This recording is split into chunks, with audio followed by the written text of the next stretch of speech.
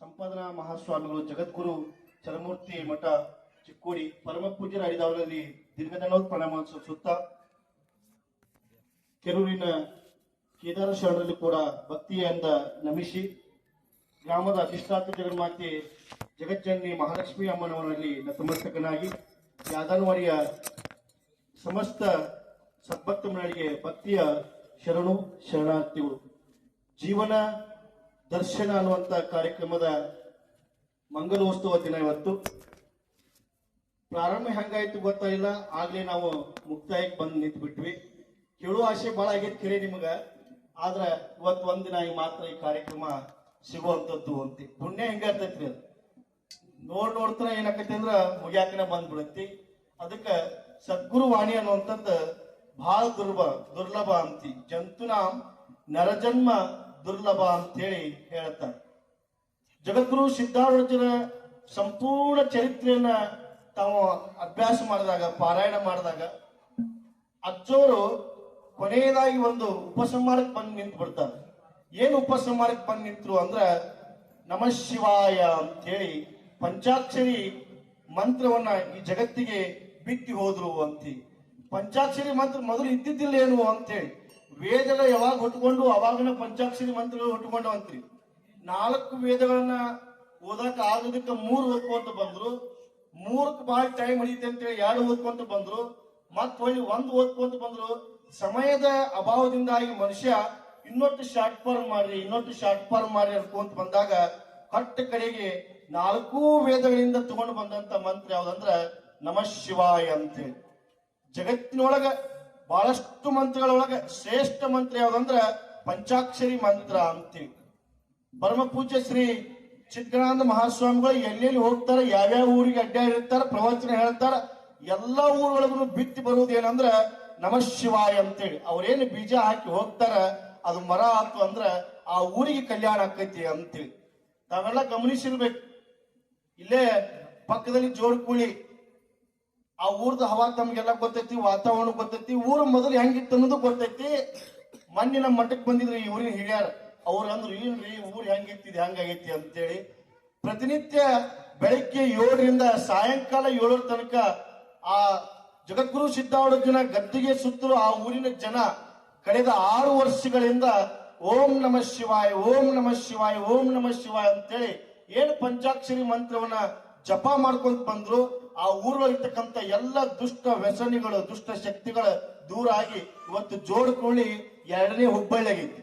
ಯಾಕ? ಹಲವು ಮಾತೇನು ನೀನು ಒಲಿದು ಪಾದವನಿಟ್ಟ ನೆಲವೇ ಸುಕ್ಷೇತ್ರ, ಜನವೇ ಪಾವನ ತೀರ್ಥ, ಸುಲಭ ಶ್ರೀ ಗುರುವೇ ಕೃಪೆಯಾಗುವ ಅನ್ನುವಂಗ ಎಲ್ಲೆಲ್ಲಿ ಮಹಾತ್ಮರು, ಎಲ್ಲೆಲ್ಲಿ ಜ್ಞಾನಿಗಳ ನೆಲೆ ನಿಂತಾರ ಅದುವೇ ಕೈಲಾಸ ಅನ್ನುವಂಗ ಆ ಊರು ಇವತ್ತು ಕೈಲಾಸ ಆಗಿ ನಿಂತೈತಿ. ಜಗದ್ಗುರು ಸಿದ್ಧಾರೂಢರು ಸಂಚಾರ ಮಾಡ್ತಾ ಹುಬ್ಬಳ್ಳಿಗೆ ಬಂದ ನೆಲೆ ನಿಂತು. ಹುಬ್ಬಳ್ಳಿ ಒಳಗ ಸಿದ್ಧಾರೂಢರ ಕಾಲದಿಂದ ಇಲ್ಲಿ ತನಕ ಓಂ ನಮಃ ಶಿವಾಯ ಅನ್ನುವಂತ ಮಹಾಮಂತ್ರದ ಪುನರುಚ್ಚಾರಣೆ ಕಳೆದ 24 ತಾಸು, ಪ್ರತಿದಿನ 24 ತಾಸು ಉಚ್ಚಾರಣೆ ಆಗುವುದರಿಂದ ಎಂತ ದುಸ್ಥಿತಿ ಬಂತ್ರಿ ಕೊರೋನಾ ಟೈಮ್ನಾಗ. ಜಗತ್ತಿನ ಬಹುತೇಕ ನಗರಗಳು ನಲಿಗೆ ಹೋದವು. ಮುಂಬೈ ನಗರದೊಳಗೆ ಕೊರೋನಾ ಕಂಟ್ರೋಲ್ ಆಗಿಲ್ಲ. ತಮಗೆಲ್ಲ ಗೊತ್ತಿರ್ಲಿ, ಛೋಟಾ ಮುಂಬೈ ಅಂತ ಕರೀತಾರೆ ಹುಬ್ಬಳ್ಳಿ ಜನಕ್ಕೆ ಏನೂ ತ್ರಾಸ ಆಗ್ಲಿಲ್ಲ. ಬಹಳ ಮಂದಿ ಜಗದ್ಗುರು ಸಿದ್ಧಾರೂಢ ಪಾರಾಯಣ ಪ್ರಾರಂಭ ಮಾಡಿದ್ದ ಕೊರೋನಾ ಟೈಮ್ನಾಗ ಬಹಳಷ್ಟು ಜನರಿಗೆ ಕೊರೋನಾ ಹೆಂಗ್ ಗೊತ್ತಾಗ್ಲಿಲ್ಲ. ಯಾವ ಡಾಕ್ಟರ್ ಕಡೆ ಹೋಗ್ಲಿಲ್ಲ, ಯಾವ ಔಷಧ ತೋಳಿಲ್ಲ, ಯಾವ ಉಪಚಾರ ಮಾಡಿಲ್ಲ. ಮಾಡಿದ್ ಒಂದ ಜಗದ್ಗುರು ಸಿದ್ಧಾರೂಢ ಕಥಾಮೃತದ ಪಾರಾಯಣ ಜೊತೆಗೆ ಪಂಚಾಕ್ಷರಿ ಮಂತ್ರದ ಪುನರುಚ್ಚಾರಣೆ. ಎಲ್ಲೆಲ್ಲಿ ಜಪ ನಡೀತೈತಿ, ಎಲ್ಲೆಲ್ಲಿ ನಾಮ ಇರ್ತೈತಿ, ಅಲ್ಲೆಲ್ಲಿ ಸಾಕ್ಷಾತ್ ರಾಮ್ ಇರ್ತಾರೋ ಅಂತಿ. ಗೊಂದಾವಳಿ ಮಹಾರಾಜರು ಹೇಳ್ತಾರ, ಯಾರ ಮನಿ ಒಳಗೆ ನಾಮಸ್ಮರಣೆ ನಡೀತೈತಿ ಆ ಮನಿ ಮುಂದೆ ನಾಯಾಗಿ ಉಳ್ಳಾಡ್ತೇನೆ ಅಂತೇಳಿ ಮಹಾರಾಜರು ಹೇಳ್ಬೇಕಾಗಿತ್ತು. ಅಂದ್ರ ನಾಮದ ತಾಕತ್ತು ಬಹಳ ದೊಡ್ಡದು ಅಂತೇಳಿ. ಎಂತೆಂತವ್ರು ಬದಲಿ ಆದ್ರಿ. ಬೇಡ ಕುಲದಲ್ಲಿ ಹುಟ್ಟಿದಂತ ವಾಲ್ಮೀಕಿ ಋಷಿ ಮಾಂಸ ತಿಂದು ನಾಲ್ಗೆ ದಪ್ಪಾಗಿ ಹೋಗಿತ್ತವನು. ಅಂತವ್ರಿಗೆ ನಾರದ ಮಹರ್ಷಿಗಳು ಭೇಟಿಯಾಗಿ ನಾಮಸ್ಮರಣೆ ಮಾಡಕ್ಕೆ ಹೇಳಿದ್ದ. ಅದು ಪರಿಣಾಮವಾಗಿ ಅವಂಗ ರಾಮ ಅನ್ನಕ ಬರ್ತಿದ್ದಿಲ್ಲ. ಯಾಕೆ? ನಾಲ್ಗೆ ದಪ್ಪಾಗಿತ್ತ. ಮಹಾತ್ಮರು ಹೆಂಗ್ ಮನುಷ್ಯರ ಕಲ್ಯಾಣ ಮಾಡ್ತಾರ ಅಂದ್ರ ಆ ಮರ ಅನ್ನು, ಈ ಮರ ಅನ್ನು, ಆ ಮರ ಈ ಮರ ಅಂತೇಳಿ ರಾಮನಾಮಸ್ಮರಣೆಯನ್ನ ಪ್ರಾರಂಭ ಮಾಡಿದ್ರ ಬೇಡ ಕುಲದಲ್ಲಿ ಹುಟ್ಟಿದಂತ ಒಂದು ಹೀನ ವೃತ್ತಿಯಲ್ಲಿ ತೊಡಗಿದಂತ ಆ ಋಷಿ ಮುಂದೆ ರಾಮಾಯಣವನ್ನು ಬರ್ತಾನ. ವಾಲ್ಮೀಕಿಯಾಗಿ ಪ್ರಸಿದ್ಧ ಅಕ್ಕನ. ರಾಮ ಹುಟ್ಟುಕಿನ ಮೊದಲ ರಾಮಾಯಣವನ್ನು ಬರೀತಾನ ಅಂದ್ರ ನಾಮದೊಳಗೆ ಬಹಳ ದೊಡ್ಡ ತಾಕತ್ತೈತಿ. ಜಗತ್ತಿನೊಳಗೆ ಎಲ್ಲವೂ ಏನದಾವ, ನಶ್ವರ ಅದಾವ. ಕೃತಯುಗ, ತ್ರೇತಾಯುಗ, ದ್ವಾಪರ ಯುಗದೊಳಗ ಒಂದೊಂದು ಯುಗಕ್ಕೆ ಒಂದೊಂದು ಆಚರಣೆ ಹೇಳ್ಕೊಂತ ಹೋದ್ರು. ಆದ್ರೆ ಕಲಿಯುಗದೊಳಗೆ ಏನ್ ಆಚರಣೆ ಮಾಡೋದ್ರಿ ಅಂತೆ. ಕಲಿಯುಗದೊಳಗ ಮನಸ್ಸು ಬಹಳ ಚಂಚಲ ಆಗ್ತದ. ನಮ್ಮ ಮನಸ್ಸು ಯಾವಾಗ್ಲೂ ಕೆಳಗೆ ಹರಿತಿ ಹೊರತು ಮ್ಯಾಲ ಹರಿಯಂಗಿಲ್ಲ. ಯಾಕಂದ್ರ ಕಲಿಯುಗದ ನೇಮ್ ಏನೈತೆ ಅಂದ್ರ ಮೋಸ, ಕಪಟ, ವಂಚನೆ ಮಾಡೋದು ಕಲಿಯ ಅದು ವರ್ತನೆನ ಹಂಗೈತಿ. ಕಲಿಯುಗದೊಳಗಿದ್ದ ಕಲಿಯ ಬಾಧೆ ನಮ್ಗೆ ಆಗಬಾರ್ದು ಅಂದ್ರ ಒಂದು ಸಾಧನ ಏನಂದ್ರ ನಾಮಸ್ಮರಣೆ. ಕಲಿಯುಗದ ಸಾಧನ ಶಿವನಾಮ ಸ್ಮರಣ ಅಂತೇಳಿ ಹೇಳ್ಕೊಂತ ಹಾಡ್ಕೊಂತ ಬಂದ್ರ ಅದಕ್ಕ ನಾಮಸ್ಮರಣೆಯನ್ನ ಗಟ್ಟಿಯಾಗಿ ಹುಡ್ಕೊರಿ. ಎಲ್ಲೆಲ್ಲಿ ಅಜ್ಜಾರ ಪುರಾಣ ಹೇಳ್ತಾರ ಮೊದಲಿಗೆಲ್ಲ ಅರ್ಧ ತಾಸು 15 ನಿಮಿಷ ನಾಮಸ್ಮರಣೆಯನ್ನ ಮಾಡಿಸ್ತಾರ. ಉಳಿದೆಲ್ಲ ಪುರಾಣ, ಪೂಜೆ ಇದೆಲ್ಲರ ಫೌಂಡೇಶನ್ ಯಾವ್ದಂದ್ರ ಶಿವನಾಮ ಸ್ಮರಣ ಅಂತ. ಅದಕ್ಕೆ ಗಟ್ಟಿಯಾಗಿ ಹುಡ್ಕೊರಿ. ಯಾಕೆ ಜಪ ಮಾಡಬೇಕು ಅಂತ ಸಣ್ಣ ಕಟ್ಟೆಯಾಗಿ ಮುಗಿಸ್ಬಿಡ್ತೀನಿ. ಒಂದೂರಾಗ ಒಬ್ಬ ಗೌಳಿದ್ನ. ಅವ ಅವ್ರ ಅಜ್ಜಾನ ಕಾಲದಿಂದ ಮಠದ ಸಂಪ್ರದಾಯದೊಳಗೆ ಬೆಳೆದಿದ್ದ. ಯಾವಾಗ್ಲೂ ಅಜ್ಜಾರ ಸೇವೆ ಮಾಡ್ತಿದ್ದ. ಅವಂಗ 4 ಜನ ಗಂಡ ಮಕ್ಕಳು ಹುಟ್ಟಿದ್ರು. 3 ಜನನು ಅವ್ರ ಅಪ್ಪನ್ನ ಫಾಲೋ ಮಾಡಿದ್ರಿ. ಅವ್ರ ಅಪ್ಪನಂಗ ಮಠಕ್ಕೆ ಹೋಗ್ತಿದ್ರು, ಸೇವಾ ಮಾಡ್ತಿದ್ರು, ಪ್ರವಚನ ಕೇಳ್ತಿದ್ರು, ಪಾರಾಯಣ ಮಾಡ್ತಿದ್ರು. ಕೊನೆ ಒಂದು ಮಗ ಭಯಂಕರ ಉಡಾಳಿದ್ರು. ಎಷ್ಟು ಉಡಾಳ ಅಂದ್ರೆ ಇಡೀ ಊರಿಗೆ ಮಿಕ್ಕಿದ್ ನಾವು. ಮಾಡಬಾರ್ದು ಎಲ್ಲ ಮಾಡ್ತಿದ್ ನಾವು. ಅಜ್ಜಾರ ಅಂತಕ್ ಬಂದು ಗೌಡಪ್ಪ ವಿನಂತಿ ಮಾಡ್ಕೊಂಡಪ್ಪ 3 ಮಂದಿಗೆ ದೀಕ್ಷಾ ಮಾಡಿರಿ, ಮಂತ್ರೋಪದೇಶ ಮಾಡಿರಿ, ನಿಮ್ ಪುಣ್ಯ ಅಂದ್ರೆ ಎಲ್ಲಾ ಚಲೋ ಐತ್ರಿ. ಕಡೆ ಒಂದು ಮಗ ಒಟ್ಟ ಮಾತು ಕೇಳವಲ್ರಿ, ಅವಂಗೂ ಮಂತ್ರೋಪದೇಶ ಮಾಡ್ರಿ ಅಂತ ಹೇಳಿದ್ರು. ಹಂಗ ಅದಕ್ಕೇನ್ ಚಿಂತೆ ಮಾಡ್ಬೇಡ, ಎಲ್ಲ ಬರೋಬರಿ ಆಕೈತಿ ಅಂತ ಹೇಳಿ ನಾಳೆ ನಾನು ನಸಿಕ್ನ್ಯಾಗ ಮನೆಗೆ ಬರ್ತಾನೆ. ಅವ್ನ್ ಹೇಳಿಟ್ರು ಜಳಕ ಮಾಡಿಸಂದ್ರು. ಅಜ್ಜಾರ ಬರ್ತಾನಂತಪ್ಪ ಅಂತೇಳಿ ಆ ಹುಡುಕ್ ಹೇಳಿದ್ರು. ನಸಿಕ್ನ್ಯಾಗ ನೋಡ್ರಿ ಹುಡುಗ ಮನ್ಯಾಗ ಇಲ್ಲಿಲ್ಲ, ಹೋಗಿದ್ ನಾವ್ ತಪ್ಪಿಸ್ಕೊಂಡು. ಯಾಕ ಮಂತ್ರೋಪದೇಶ ಮಾಡ್ತಾರ ಅಂತೇಳಿ. ನಮ್ದು ಕರ್ಮಗಳು ನಮ್ಗ ಒಳ್ಳೇದನ್ನ ಮಾಡಿ ಕೊಡುದಿಲ್ರಿ. ಮತ್ತ ಅಜ್ಜಾರ ಅದಕ್ಕೆ ಬನ್ನು, ಅಜ್ಜಾರ ಇಲ್ರಿ ನೀವು ಬರೋ ಸುದ್ದಿ ಹೇಳಿದ್ವಿ, ಹೋಗ್ಬಿಟ್ಟಾನ್ರಿ ಮನಿ ಬಿಟ್ಟು. ಹಿಂಗಾತ, ಚಿಂತೆ ಏನ್ ಮಾಡ್ಬೇಡ, ಈ ಸಲ ಮನಿ ಬಣ್ಣ ಅಂದ್ರೆ ನನಗಟ್ಟ ಹೇಳ, ಅವಂಗ್ ಹೇಳಬೇಡ ಅಂತ ಹೇಳಿದ್ರು. ಆಯ್ತ್ರಿ ಅಂತ ಹೇಳಿ ಅಜ್ಜಾರ ನಾಳೆ ಬರೋ ನಿರ್ಣಯ ಮಾಡಿದ್ರು. 4 ಮಂದಿ ಇದ್ರಿಪ್ಪ ನೀವು, 4 ಮಂದಿ ಏನ್ ಮಾಡ್ಬಿಡ್ರಿ, ಎಲ್ಲಾ ಬಾಗಲ ಕಿಟಕಿ ಮುಚ್ಚ್ರಿ, ಗಟ್ಟೆ ಕೈಕಾರ್ ಹೊಡ್ಕೊರಿ, ನಾ ಬರ್ತೇನೆ ಅಂತ ಹೇಳಿದ್ರು. ಅದೇ ಪ್ರಕಾರ ಗಟ್ಟೆ ಕೈಕಾರ್ ಹೊಡ್ಕೊಂಡ್ರು. ಅಜ್ಜಾರ ಬಂದ್ ಮಂತ್ರೋಪದೇಶ ಮಾಡ್ಬೇಕಂತೇಳಿ ಗುರುಗಳು ಪಡ್ಕೊಂತಿದ್ರಂತ. ಅವ ಗುರುಗಳಿಗೆ ಬೈಯಾಕ್ ಶುರು ಮಾಡಂತ. ಅಜ್ಜ ಮತ್ತೆ ಹೇಳ್ತಾನೆ, ನಾನು ಉಸಾಬರಿಗೆ ಬರಾಕ್ ಹೋಗ್ಬೇಡ, ನಿಂದ ಏನ ಉಪದೇಶ ಅದು ಇದು ಈ 4 ಮಂದಿಗೆ ಇಟ್ಕೋ, ನೀನ್ ಅಂತಕ್ ಬರ ಅಂತಕ್ ಇಟ್ಕೋ, ನನ್ನ ಸುದ್ದಿಗೆ ಬರಬೇಡ ಅಂತ ಹೇಳ್ತಿದ್ದಂತ. ಅನ್ನ ಶಿವಾಯನಮ ಅಂತ ಹೇಳಿ ಅಜ್ಜಾರ ತಲೆ ಮ್ಯಾಗ ಕೈ ಇಡಕ್ ಹೋದ್ರ ತಲೆ ಅಕ್ಕ ಈಗಾಸ್ತಿದ್ನ. ನಾ ಅನ್ನಂಗಲ್ ಅಂತಿತ್ತಂತ. ಅಜ್ಜಾರ ಉಪಾಯ ಮಾಡಿದ್ರು. ಬಾಳ ಒಂದ್ ಗಿರಾಕಿ ಐತಿ ಅಂತ ಹೇಳಿ ಅವನ್ ದಾರಿಗೆ ಹೋದ್ರು. ನೀ ಏನ್ ಅನ್ನಂಗಿಲ್ಲ ಅಂತ ಅಂದ್ರ ಅಜ್ಜಾರ. ಯಜ್ಜ ನಾ ಓಂ ನಮ ಶಿವ ಅನ್ನಂಗಿಲ್ಲ ಅಂತ ಅಂದ್ಬಿಟ್ಟ. ಒಮ್ಮೆ ಆ ಕಣಿ ದೀಕ್ಷಾ ಅಂತ ಹೇಳಿದ್ರು. ಬರೀ ಓಂ ನಮ ಶಿವ ಅಂತ ಹುಡುಗ ದೀಕ್ಷಾ ಆಯ್ತು ಅಂತ ಹೇಳ್ತು. ಮನಸ್ಸು ಪರಿವರ್ತನೆ ಆಯ್ತು. ಹುಡುಗ ಮುಂದೆ ಕಲ್ಯಾಣ ಆಯ್ತು. ಮುಂದೆ ಸಹಜ ವಯಸ್ಸಾಗಿ ಆ ಹುಡುಗ ತೀರ್ಕೊಂತ. ಮ್ಯಾಲ ಚಿತ್ರಗುಪ್ತ ಎಲ್ಲಾ ಲೆಕ್ಕ ಬರೆದು ಇಟ್ಟಿದ್ದ. ಯಮದೂತರು ಬಂದು ಕರ್ಕೊಂಡು ಹೋಗಿದ್ರು. ಯಮಧರ್ಮ ಕೇಳ್ತಾನೆ, ಇವಂದ್ ಏನು ಪಾಪ ಪುಣ್ಯ ಲೆಕ್ಕ ಮಾಡಿ ಹೇಳ, ಇವನೇನ್ ಸ್ವರ್ಗಕ್ಕೆ ಹಾಕ್ಬೇಕು ಏನ್ ನರ್ಕಕ್ಕೆ ಹಾಕ್ಬೇಕು ಅಂತ ಹೇಳಿ ನಿರ್ಣಯ ಮಾಡಕ್ ಕುಂತ್ರು. ಚಿತ್ರಗುಪ್ತ ಹೇಳ್ತಾನೆ, ಯಪ್ಪ ಇವ ಹುಟ್ಟ ಒಂದು ಚಲೋ ಕೆಲಸ ಮಾಡಿದ್ವಿ, ಹಂಗಾತ ಹೋಗಿ ನರ್ಕಕ್ಕಂದ್ರು. ಆದ್ರ ಮತ್ತೊಂದು ಪ್ರಶ್ನೆ ಇಟ್ಟ ಚಿತ್ರಗುಪ್ತ. ಏನು ತೆಪ್ಪಿ ಒಮ್ಮೆ ಓಂ ನಮ ಶಿವಾಯ ಅಂದಾನ್ರಿ, ಏನ್ ಶಿಕ್ಷಾ ಕೊಡುದು? ಯಮಗದ್ದಿಗಳು ಬಡಿದು ಹೋತ್ರಿ. ಒಮ್ಮೆ ಓಂ ನಮ ಶಿವಾಯ ಅಂತ ಸತ್ರ ಏನ್ ಶಿಕ್ಷಾ ಕೊಡುದು ಅಂತಿ ಬಹಳ ತಿಳಿ ಕೇಳ್ಕೊಂಡು, ಏನ್ ನಮ್ಮ ಹತ್ತಕ್ ಹೊಂದಂಗಿಲ್ಲ.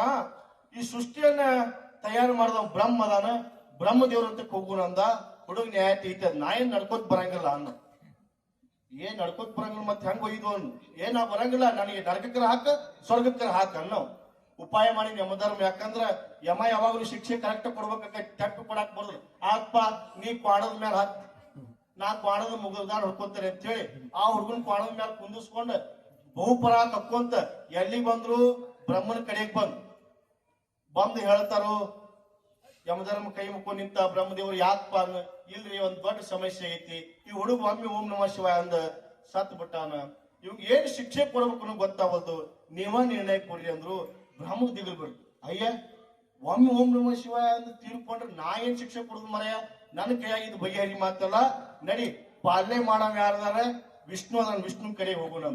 ಹುಡುಗನೇ ಯಾಕೆ ತೆಗಿತ್ರಿ, ನಾ ಏನು ಬರ್ದಪ್ಪ ನೀನು ಕ್ವಾಣದ ಮ್ಯಾಗ ಕುಂತು, ಕ್ವಾಣ ಒಮ್ಮೆ ಹಿಂಗ ಮಾಡ್ತೈತಿ, ನನಗೆಲ್ಲ ತೊಡಿ ಕೆಟ್ಟ ಹೋಗ್ಯಾವ, ನಾ ಬರಂಗ ನ್ಯಾಯ ತೆಗೆದು ಈ ಆಯ್ತು ಮರಯ ಅಂತ ಹೇಳಿ ಒಂದ್ ಕಡೆಗೆ ಬ್ರಹ್ಮ, ಒಂದ್ ಕಡೆಗೆ ಯಮಧರ್ಮ, ಹಿಂಗ್ ಕೈ ಮ್ಯಾಲ ಹೊತ್ಕೊಂಡ್ ಹೊಂಟ್ರಿ ಅವನು ಎಲ್ಲಿಗೆ?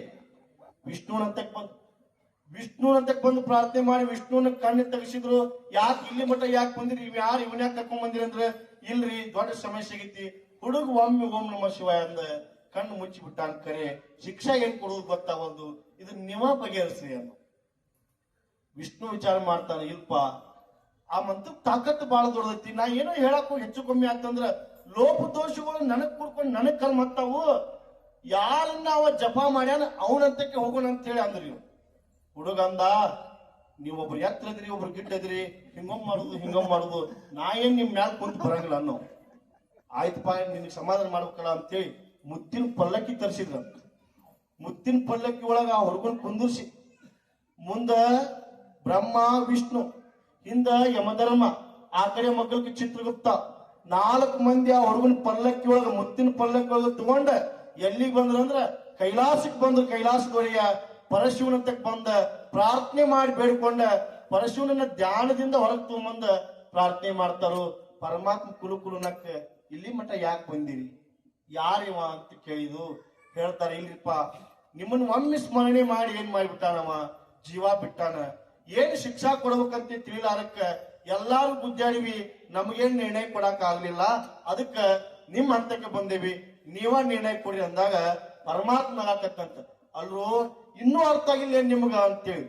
ಏನ್ರಿಪ್ಪ ಅಂತ ಕೇಳಿರಂತ, ಬರೀ ಒಮ್ಮೆ ಓಂ ನಮ ಶಿವಾಯ ಅಂತ ಹೇಳಿ ಜೀವ ಬಿಟ್ಟು ಹುಡುಗನ ಸೃಷ್ಟಿ ಮಾಡಿದಂತ ಬ್ರಹ್ಮ, ಪಾಲನೆ ಮಾಡುವಂತ ವಿಷ್ಣು, ಯಮಧರ್ಮರಾಯ, ಚಿತ್ರಗುಪ್ತ ಮುತ್ತಿನ ಪಲ್ಲಕ್ಕಿಯ ಹೊತ್ಕೊಂಡು ನನ್ನ ಹಂತಕ್ಕೆ ಬರ್ತಾರ. ಬರೀ ಒಮ್ಮೆ ಓಂ ನಮ ಶಿವಾಯ ಅಂದಿದ್ದಕ್ಕಂದ್ರ ಯಾರು ಅಜನ್ಮ ಪರ್ಯಂತರವಾಗಿ ಶಿವಾಯ ನಮ ಶಿವಾಯ ನಮ ಶಿವಾಯ ನಮ ಅಂತಾರ.